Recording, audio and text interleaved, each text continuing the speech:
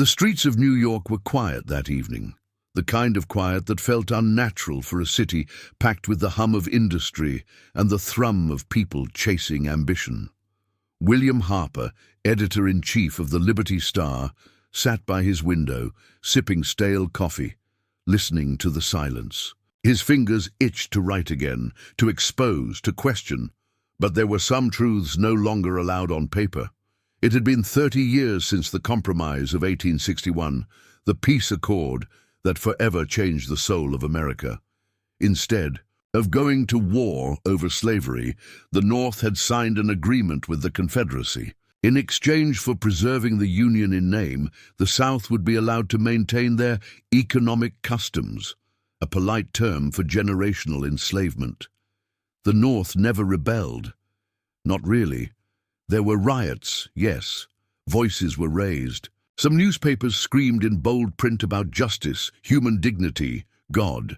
But when the Southern representatives laid the ultimatum on Washington's desk, war or peace with slavery untouched, the politicians folded like paper men. President Fremont, weak and cornered, caved. There would be no bloodshed, only compromise, and so the North stayed silent. William remembered his father's voice trembling with rage the day it was announced. "They sold our soul to keep their cotton." He'd said it as if the words might kill him, and maybe they had. He died the next year. Heart failure, they'd said, but William always thought it was something else. Heartbreak. Now, in 1891, the country was a mirror with a crack through the center. The Confederacy still operated as a sovereign economic zone with its own laws, proudly preserving slavery under the banner of tradition. Slaves were referred to as generational laborers now, rebranded like a product. They were tracked with paper IDs, branded no longer on their skin but on their names, registered in government logs. Neat, bureaucratic oppression. In the North, people went about their lives pretending they hadn't watched history's moral test and failed it. Factories boomed, railroads grew, but every now and then William would catch a whisper, a woman weeping into her coat on a subway, a preacher with tear-filled eyes praying too loud in Harlem, a schoolboy asking his teacher, "Why couldn't we have stopped it?" William couldn't answer that question. He had tried once. He published a series on Northern complicity titled The War That Wasn't. The government shut down his press for inciting social unrest. He was fined, blacklisted for 2 years. Now his paper printed softer headlines. He'd learned to survive, to adapt. But that morning, a letter had come. No stamp, no address, just a name. Lila Washington. Inside was a photograph. A girl, no older than 13, her eyes wide with fear. Her name printed below, property of Amrose Estate, Richmond, VA. The girl looked eerily like William's niece. His blood froze. Alongside the photo was a single line. "If silence was your choice, then this is your legacy." He stared at that photo all evening. He didn't know who sent it or why, but he knew what it meant. There were still people in the South being born into chains, and in the North, people like him were letting it happen. Maybe it wasn't just the South's sin anymore. Maybe the North's silence had made it worse, more permanent. William opened a drawer and pulled out a battered notebook labeled Truth Drafts. Inside were stories he'd never dared to publish, witness accounts, hidden photos, testimonies smuggled across borders. He hadn't opened it in 5 years, until now. As the night deepened, William struck a match and lit the lamp. His coffee had gone cold, but his mind was blazing. If the government came again, so be it. If he lost everything, let it burn. He would not be silent anymore. The North hadn't rebelled when it needed to. But maybe it was time someone finally did. William's fingers trembled slightly as he gripped the pen. It wasn't fear that shook him, not entirely. It was the sudden, unbearable clarity that he had waited too long to act. That photograph of the girl, Lila Washington, was more than a cry for help. It was a mirror held up to the nation's face and to his. The city still slept outside his window, but William's mind was racing. The old contacts, the ones who had fed him scraps of the truth during his years of self-imposed silence, where were they now? Were they still alive? Still fighting? He flipped through the Truth Drafts journal. Each yellowed page was another buried headline. Slave market moves to Tennessee. Runaway girl shot by Confederate patrol. Black church burned with congregation inside. These weren't stories the North wanted to hear, not in 1891, not when the factories were humming, the economy thriving, and the politicians were preaching unity while sipping Southern whiskey in Northern clubs. He stopped at a page marked Rachel W. She had been his last informant, a schoolteacher who worked in a secret underground network, smuggling children out of Southern estates and placing them with free black families up north, at great risk. The Confederacy had caught wind of her work, and 3 of her couriers were hanged publicly in Montgomery Square. She vanished after that. He didn't know if she was alive, but her last letter had hinted at something big. A child of a Confederate senator, fathered by a slave girl, kept hidden. Proof of Southern hypocrisy. Proof that could tear apart the carefully crafted illusion of tradition. William had filed it away, told himself it was too dangerous to pursue, that maybe Rachel was wrong. He cursed himself now. That night, he penned a new article. Not for print, not yet. He called it The Cost of Peace, and poured out everything, the deals, the betrayals, the things that no schoolbook ever taught. He wrote not just as a journalist, but as a man trying to claw his way back to moral ground. The ink stained his hands as he worked, hours into the early morning, and when the first ray of sunlight pierced the fog and hit his desk, he folded the paper, sealed it, and labeled the envelope, "To be printed upon my death." Then he got dressed. He needed answers. If the girl in the photo was real, if she was still in chains, then someone had to go south. Someone had to look the beast in the eye and expose it. He walked to the rail station like a man headed to war. His grey coat, worn thin at the sleeves, flapped in the morning breeze. He bought a ticket to Washington, D.C., knowing it was only the first stop. The real destination would be across the border, past the line where the illusion of unity ended, deep into Confederate land. People glanced at him as he sat in the terminal, a lone figure with haunted eyes and a weathered satchel. A white man traveling south with no business ties raised suspicion, even now. But William welcomed it. Let them wonder. Let them talk. He boarded the train and didn't look back. By noon the next day he stood in the heart of Washington.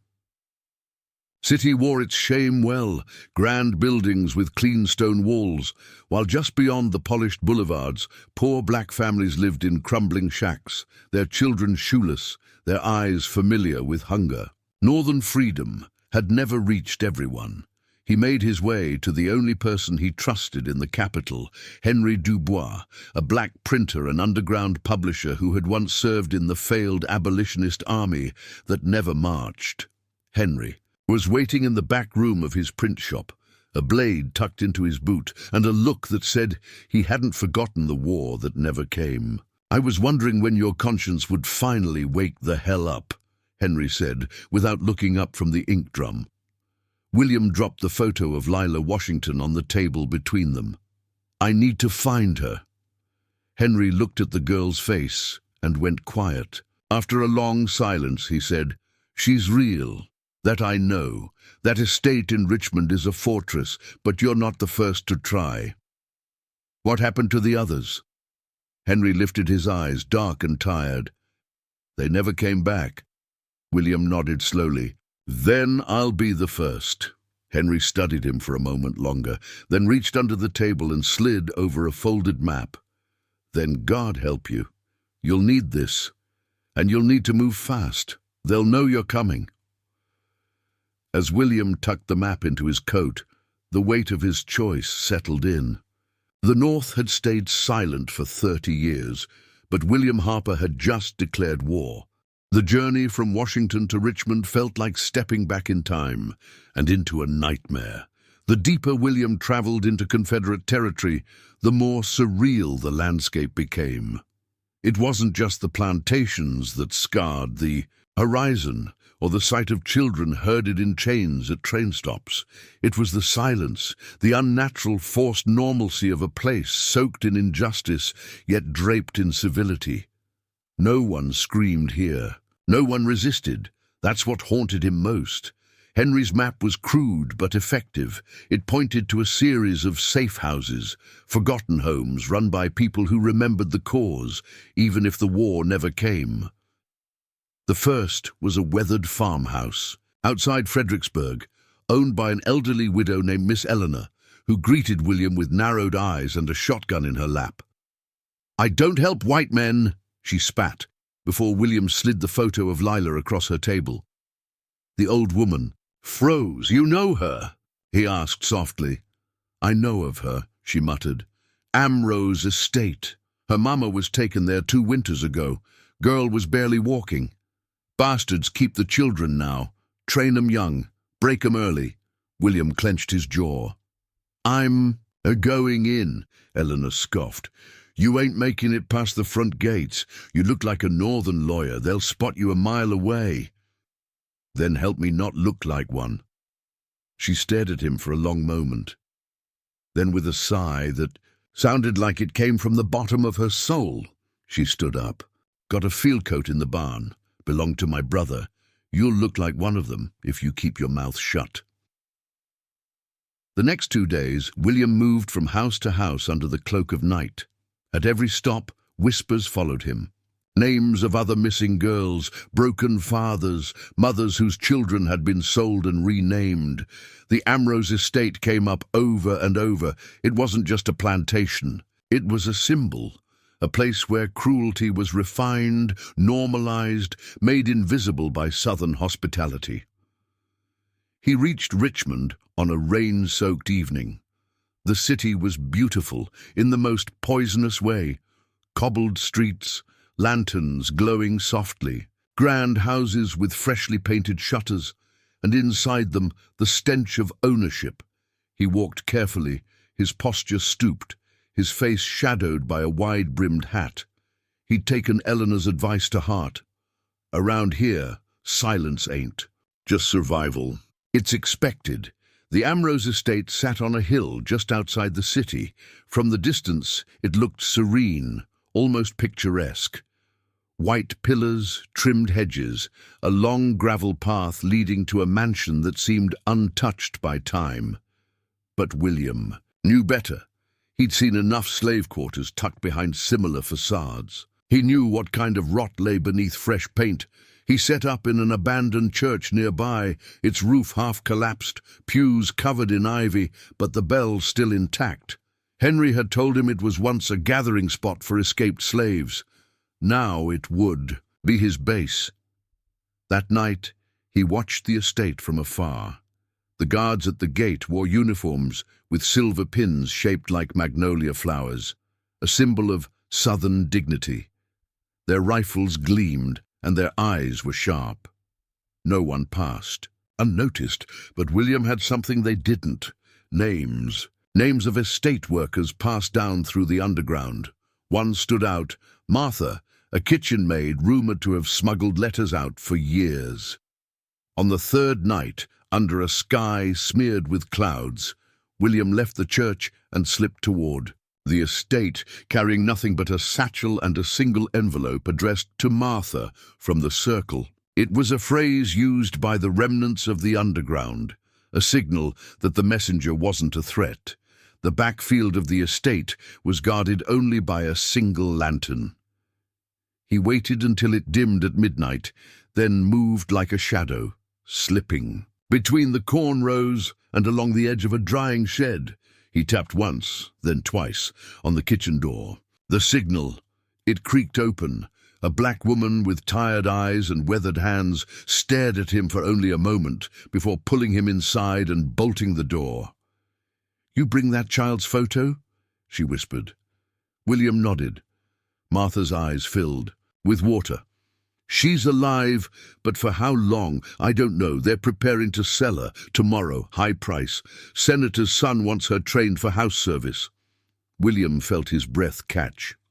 Tomorrow. She's the last of her family, Martha whispered. You get her out, you break the chain. He looked at the cracked kitchen tiles, the soot-stained oven. There was no turning back now. How do I reach her? Martha leaned in close. You'll need to become one of them. The stench of sweat, ash and animal fat clung to the disguise Martha handed him, a dirty canvas coat worn by field hands and a brimmed hat crusted with old salt from sun-baked labor. It was effective. It erased William's journalist identity and painted him in the image of a nameless, voiceless servant. That's what Martha said he needed to become, invisible. The Amroses don't look twice at the help, she whispered, as she rubbed soot on his cheeks and neck. Just don't talk unless they talk to you, and even then, only yes, sir, or no, ma'am. Look down. Walk straight. Don't act curious. Curiosity gets people whipped or worse. William didn't flinch, but he felt every word in his gut. Martha coached him through the layout of the estate, the servant entrances, the daily schedules, the hidden paths. Lila, the girl from the photograph, was kept in the children's quarters near the stables alongside 5 others marked for sale. They were fed barely once a day, washed once a week, trained daily to bow, curtsy and answer without pause. It's a market of souls, Martha said bitterly, handing him a blue tin lunch pail. And she's on display tomorrow. Dawn broke harsh and grey. William joined a group of early workers being carted to the estate from the city's holding pen, a slave station disguised as a workhouse. He sat in the back, avoiding eye contact. No one asked who he was, no one cared. The cart rumbled through the iron gates of Amrose, past the white mansion and toward the rear yards. The estate was a machine, running with cruel precision. Boys no older than 10 hauled feed bags. Women washed windows while watched by armed men. Overseers barked orders like they were directing cattle. William kept his head down, his heart thudding like war drums in his chest. By mid-morning, he was scrubbing a stable floor while watching for a sign, any sign, of Lila. He thought he saw her once, a thin girl in a pale dress, walking with her head lowered as a stern older woman corrected her posture with a stick. But he couldn't be sure. At noon, the overseer shouted, "Break! All workers to the mess!" In the shuffle toward the outdoor eating area, William lagged behind, then ducked behind a water trough. Moments later, Martha appeared with a basket of rags and knelt beside him. She's in the grey dorm, 2 doors down from the iron sink house. Guard rotates every half hour. Windows barred, but the back walls soft, rotting. He nodded. Tonight? No. Tonight there's a patrol. Tomorrow, during the auction. Everyone's distracted. You'll have 10 minutes max, maybe less. William's breath trembled. Martha grabbed his hand. She's scared, thinks nobody's coming. Tell her mama sent word that she's not forgotten. William nodded. How do I get her out? You take her west toward the river. There's a drain path under the field fence. Follow the creek 2 miles. Wait at the stone bridge. I'll have a wagon there. If we make it that far, you're out. That night, William slept under the stars, behind a shed, wrapped in burlap. He barely slept. The wind howled low through the trees like a voice asking, "Are you sure?" But he already knew. Yes, he was sure. The next morning came like thunder. The estate swelled with guests, Confederates in suits and bonnets, arriving in horse-drawn carriages with checkbooks and cigar smoke. William moved unnoticed, holding a mop, his ears catching the sickening praise of buyers. She's got strong hands, good for house labor. Look at those eyes, exotic, could fetch triple in New Orleans. Every word felt like a slap. Then he saw her, Lila. She stood on a wooden box, too thin for her dress, her shoulders rigid. Her eyes scanned the crowd with the panic of someone looking for an escape that didn't exist. Her small fingers clenched and unclenched at her sides. William swallowed the lump in his throat and moved quickly toward the back of the dormitories. 10 minutes. That's what he had. He rounded the corner, slipped inside the grey dorm, and pressed against the soft, rotting wall behind the storage closet. He pulled a stolen butter knife from his sock and began prying. The wood groaned, then snapped. Space opened wide enough for a child. "Lila," he whispered, crouching low. She froze. Her eyes widened, but she didn't move. "My name is William. I came for you. Your mama, she sent word. You have to come with me." She stared at him, then shook her head, trembling. "They said she's dead." He reached into his pocket and pulled out the photo, her own photo, and a tiny necklace Martha had given him. Her mother's, Lila gasped. "That's Mama's." "Yes," he said softly. "She wanted you to have it. Now come, please." Footsteps.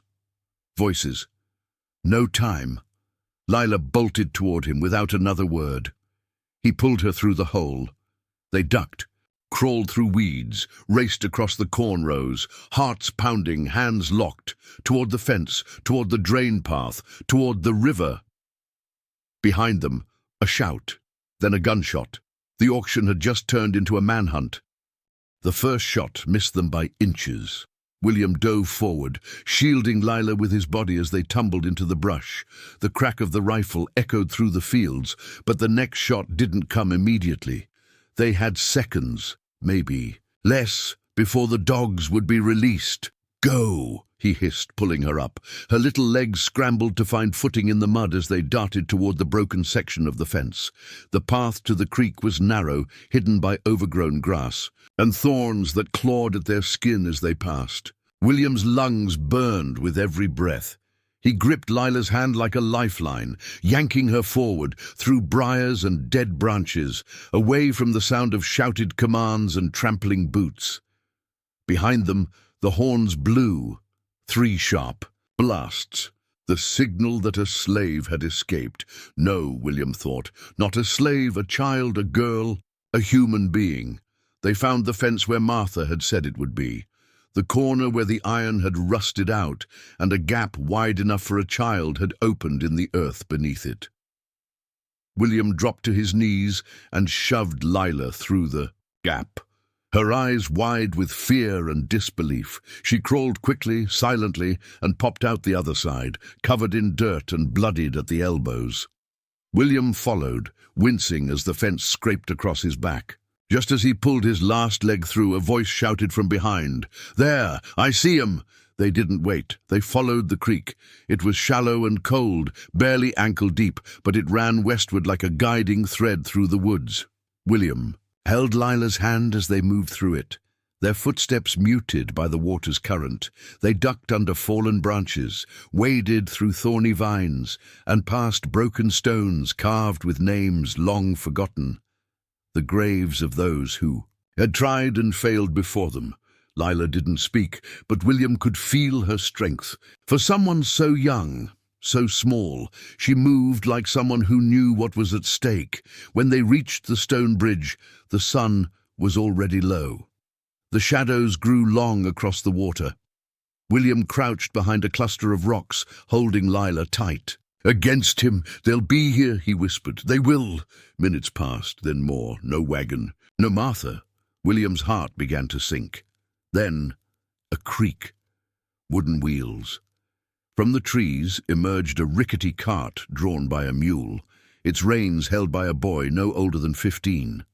His face was dirty, his hat pulled low. He didn't speak, just nodded. Onson stopped the wagon. William lifted Lila into the back and climbed in after her. "You from Martha?" William asked. The boy nodded again and snapped the reins. The wagon rolled slowly into the forest, away from the estate, away from the southern pride that had paraded its evil for far too long. As they bumped along the muddy path, Lila rested her head on William's arm and whispered, "Do you think Mama's really free?" He looked down at her, at the eyes that had seen more pain than most grown men ever would, and he swallowed. "Hard. I think she never stopped fighting, even when she couldn't be here. Lila nodded slowly, then drifted into a trembling sleep, clutching the necklace in her tiny fist.